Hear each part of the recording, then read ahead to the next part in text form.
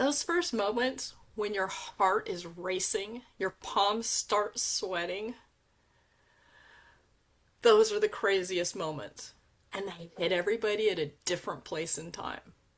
When I used to compete, as soon as I knew the date of the horse show, that's when mine started.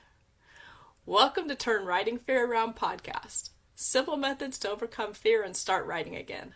I'm Elise Sittinger, and I'm the host for your journey to courage. That first moment when your anxiety pokes its little head up and says, hey, pay attention to me.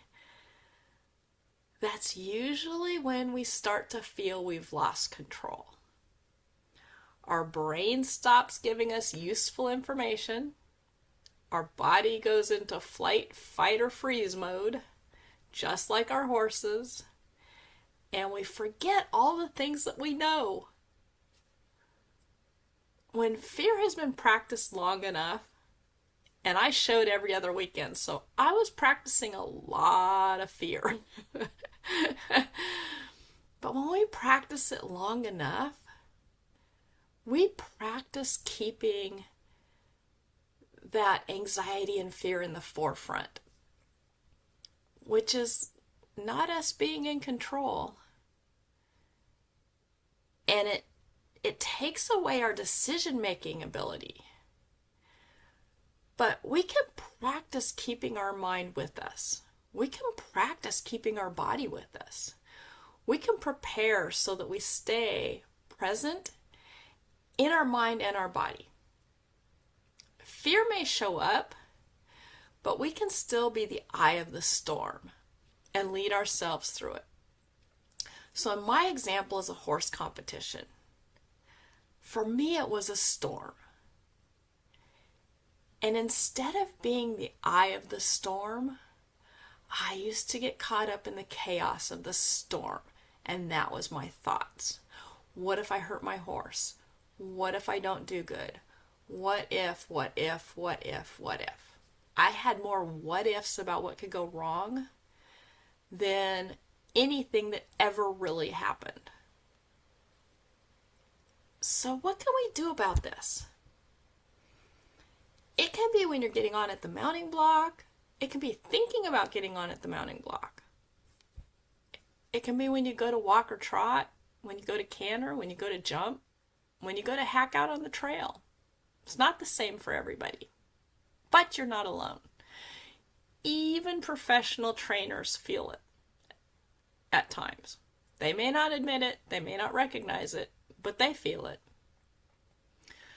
So the first thing we can do, and I want to implant this storm idea into you. We can practice being the eye of the storm. And we can practice it when we're not in a situation that we need it. And what I mean by that is when you know what brings your anxiety up, like for me it was as soon as I signed up for a horse show and I knew the date, that's when my anxiety started. Well, guess what? I can sit on a couch and I can bring that anxiety up. And I can practice being the eye of the storm. I can practice that calm. Then when I'm actually at the horse show, I've already practiced it. I already know I can do it. I already know I can stay calm. Because our brain doesn't know the difference between reality and imagination. So if we can really imagine that anxiety and we can imagine the calm, we're practicing it. As we're practicing that, we want to keep moving. The eye of the storm doesn't stay still. It moves. So if you can imagine you're the eye of the storm, you're that calm center with that chaos just going all around you. Could even be the warm-up arena. That's all the chaos. But you can stay focused in that calm center. That is so powerful. You stay moving. You don't let it stall you. You don't become frozen. You keep moving. It can even be as simple as wiggling your fingers, rolling your shoulders. But practice it ahead of time. Practice keeping your mind in the calm. Practice keeping your body in the calm. And then give your mind a job. So now you're the calm, you're in the eye of the storm. Look for 5 things around you.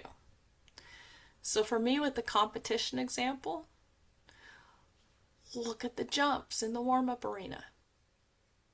Is it a cross rail? Is it an oxer? Is it a vertical? Is it a blue sky? Or is it cloudy? Are there trees around the arena? 5 things. Give your mind a job. That keeps you focused on things that are real in this moment.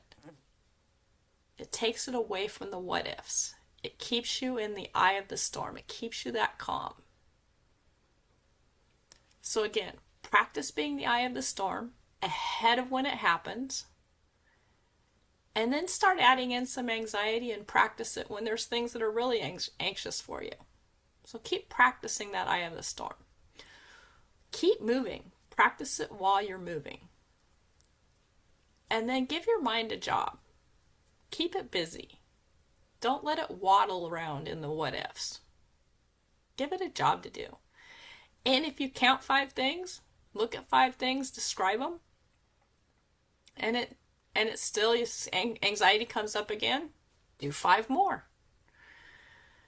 Imagine stepping into that saddle as the calm eye of the storm. I want you to just, if you can, take a moment and close your eyes and just picture yourself being that strong, calm eye of the storm. And sitting on your horse from that place of complete calm, no matter what's happening all around you. And now you're training yourself for calm. You're training yourself for movement during calm. And you're giving yourself a tool in case your brain starts to take over again.